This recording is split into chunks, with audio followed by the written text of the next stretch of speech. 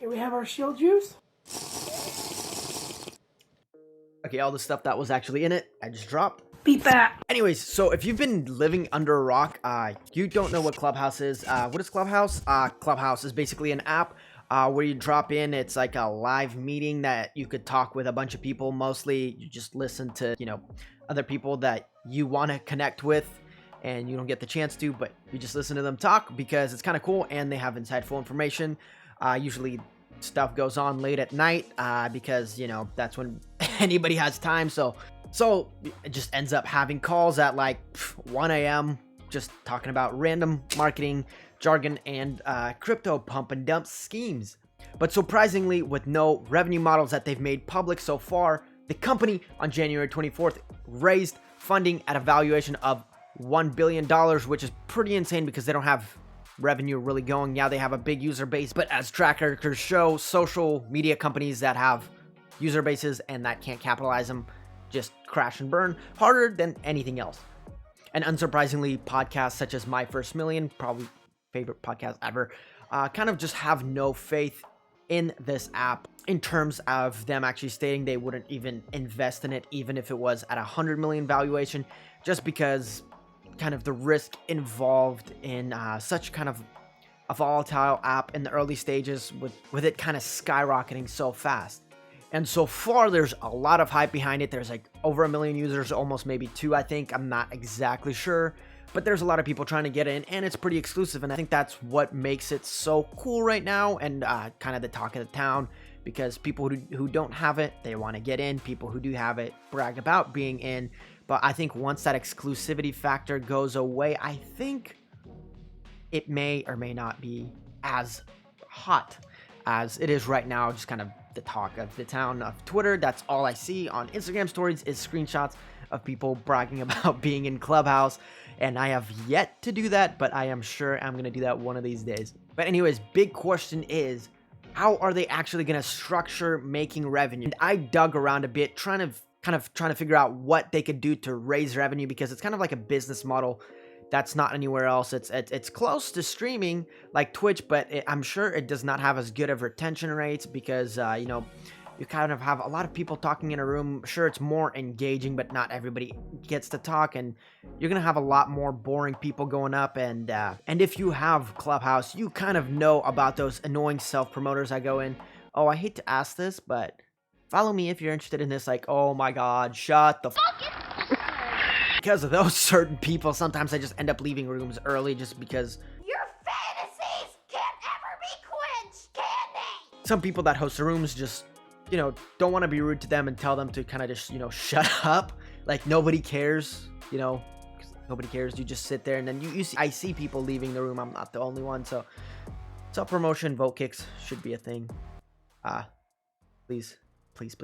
But anyways, after digging around for a while, pretty much I think where they're going to take their route is selling within the app, kind of like a webinar, because I think it is super powerful for people with an audience, people who have, high ticket things that they could sell, like business services, SEO services, whatever, business masterminds. And I think a lot of mastermind groups will actually be formed through there as well. But kind of to cover the first revenue model that I'm thinking that they're going to be doing is pretty much webinars. They're going to be selling off maybe one-off products, subscription products, and they might have like a processing gateway through there to make it seamless, kind of like a one-click thing, because I know that's going to be a lot better for...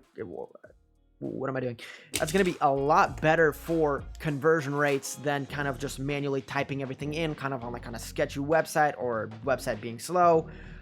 Something that you don't like about the website. People are going to trust Clubhouse a lot more because they're going to have some sort of guarantee where if the creator doesn't deliver on their product, that they're going to be able to get a guaranteed refund from Clubhouse, and Clubhouse is going to hold creators accountable for that. They're going to have them, they're going to give them probably a seller rating, a seller rank, and probably if they perform better, they're going to give them better percentages, kind of like how affiliate systems are pretty much structured.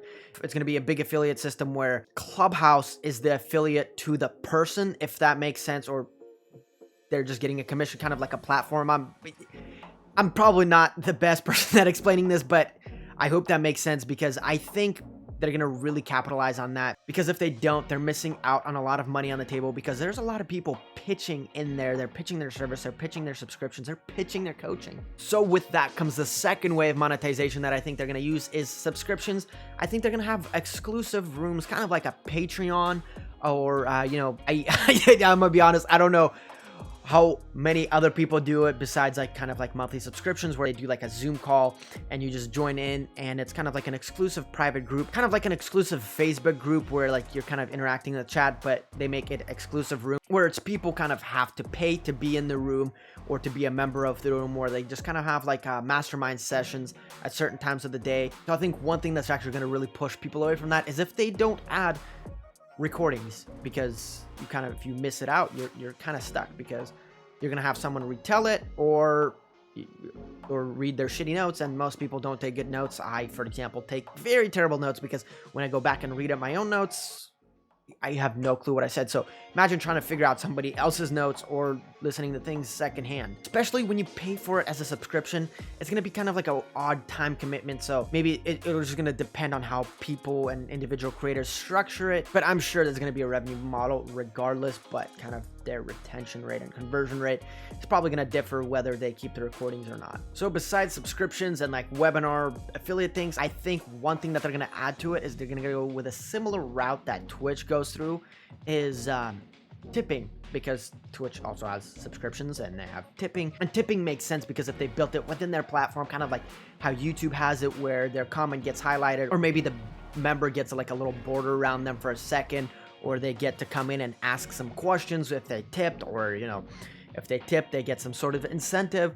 And I'm sure that's going to be definitely a business model that they're going to take, because a lot of creators are not going to be kind of like high ticket salesmen. They're not going to have a product that are going to be upselling people. And for the smaller people, or just the smaller generated rooms, for people that don't have a following, they're probably going to have more so of a tip basis. If they provide value, they get rewarded with tips. So it's going to be kind of a good incentive for people to kind of just, not blabber on about stupid shit and promote their own products that nobody cares about.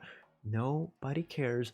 How many people have I blocked on there that I want to make sure they're not in their room? Okay, enough about my pet peeves. Let me know what you think, how they could capitalize on this revenue model, if you agree or disagree, or if I missed something or said something completely wrong and I'm just kind of an idiot, because I kind of am, but I think I know what I'm talking about to like an extent of like 5% out of 200 or. But anyways, I have a couple Clubhouse invites left, so feel free to follow me on Twitter, because that's where I'm going to give them away. And I'm also working on putting up threads regarding Amazon FBA and e-commerce tips that I have from my experience in it, and basically how I make a living. So I currently have a thread pinned on my Twitter about Amazon FBA tips that I've pretty much gathered for myself over the past 2 years, over a bunch of numerous headaches and product, and finally getting some good amount of success after the nightmare that is Amazon FBA. So please be sure to hit that like button, because it's going to help the algorithm, it's going to help my channel grow, and it'll just make me feel good, because I need validation from likes and views. It's just how it is in 2021, 21st century. Almost said 20th. So anyways, thank you so much for tuning in. I'll see you next time. Beat that.